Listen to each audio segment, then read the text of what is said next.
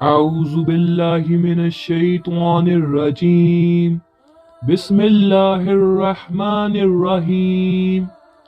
حضور نبی کریم صلی اللہ علیہ وآلہ وسلم کا ارشاد گرامی ہے کہ جو کوئی اس سورہ مزمل کو مصیبت کی حالت میں پڑھے گا، اللہ جل شانہ اس کی مصیبت کو دور فرما دیں گے۔ جو کوئی سورہ مزمل مبارکہ کو پڑھے گا، اللہ تعالیٰ اسے دنیا و آخرت میں خوش رکھے گا، اس کا افلاس دور ہوگا، اور جس مشکل کے لیے پڑھی جائے گی وہ مشکل آسان ہوگی۔ جو کوئی اس سورہ کو 7 مرتبہ روزانہ پڑھے گا، اس کے رزق میں اللہ تعالیٰ کسائش فرما دیں گے۔ اگر کوئی مسئلہ حل نہ ہو رہا ہو تو 40 روز بلا ناغہ خلوت میں 40 مرتبہ پڑھیں۔ ایک روایت کے مطابق جو کوئی 1 سال تک بعد نماز فجر روزانہ 11 مرتبہ پڑھا کرے، اس کے رزق میں برکت ہوگی اور کبھی غریب و محتاج نہ ہوگا۔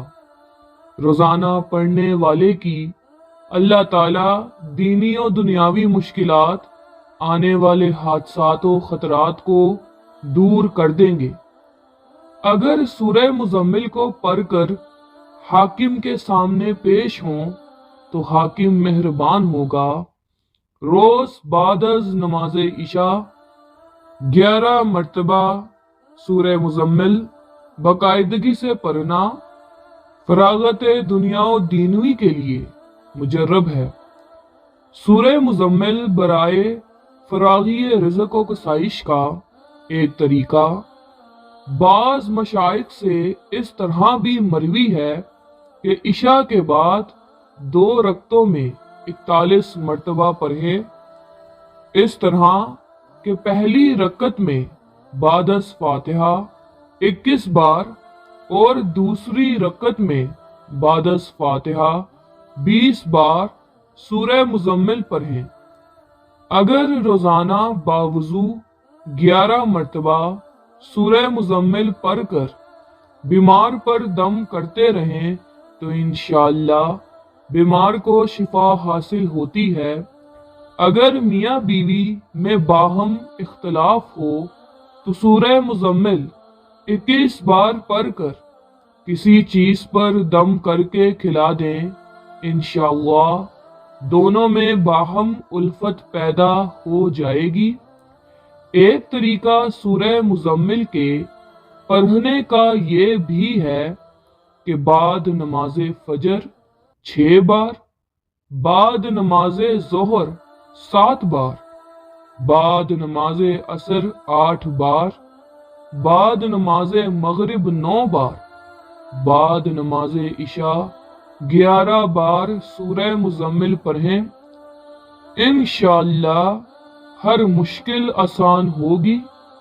اگر اول و آخر درود شریف 3 بار اور درمیان میں 41 بار روزانہ سورہ مزمل پڑھا کریں تو اللہ تعالی دولت سے مالا مال فرما دیں گے اور مصیبت سے امن میں رہے گا۔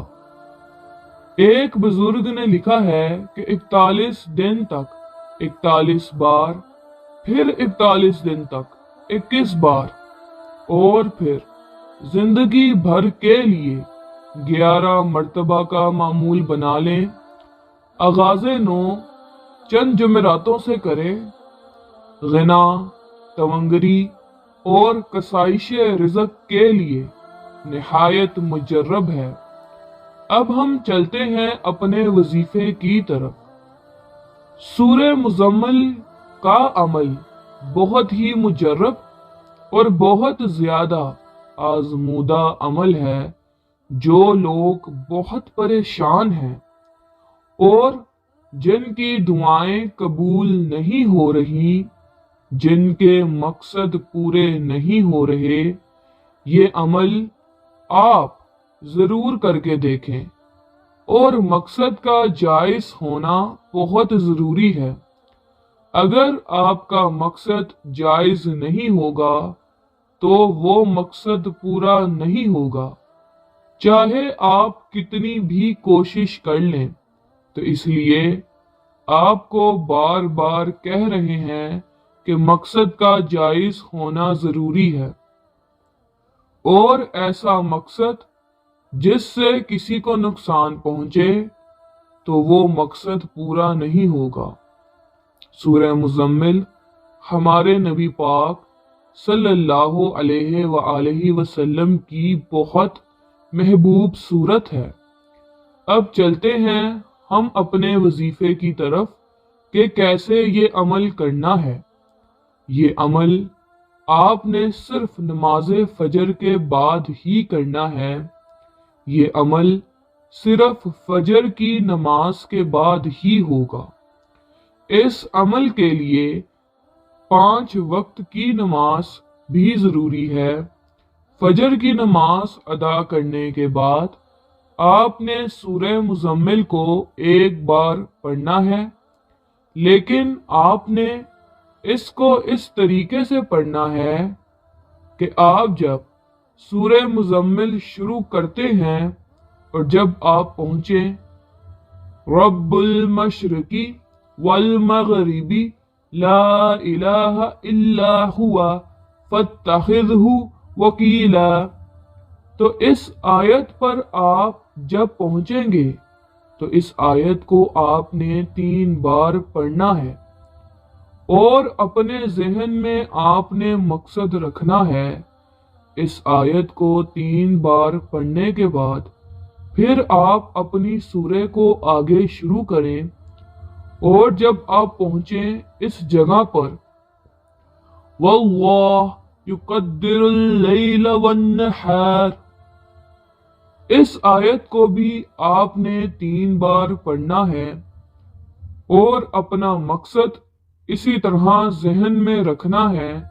और फिर आप अपनी सूरह को जारी रखें, और जब आप इस मकाम पर पहुंचें यब्तगूना मिन फज़लिल्लाह, फिर आप 3 बार पढ़ें। इसके बाद आप सूरह मुज़म्मिल की आखिरी आयत पर पहुंचें वस्तगफिरुल्लाह इन्नल्लाह गफूरुर रहीम। इस आयत को भी आपने 3 दफा पढ़ना है, अपने जायज मकसद को जहन में रखते हुए। इस तरह से पढ़ने से इंशाअल्लाह आपकी कोई भी हाजत है, कोई भी मकसद है, वो लाजमी पूरा होगा। अव्वल आखिर दरूद इब्राहिमी 3 बार पढ़ें। ये अमल एक दिन का ही है। अगर एक दफा करने से आपका मकसद पूरा ना हो तो इस अमल को जारी भी रख सकते हैं। वल्लाहु आलम। सदका जारिया समझकर लाजमी शेयर करें।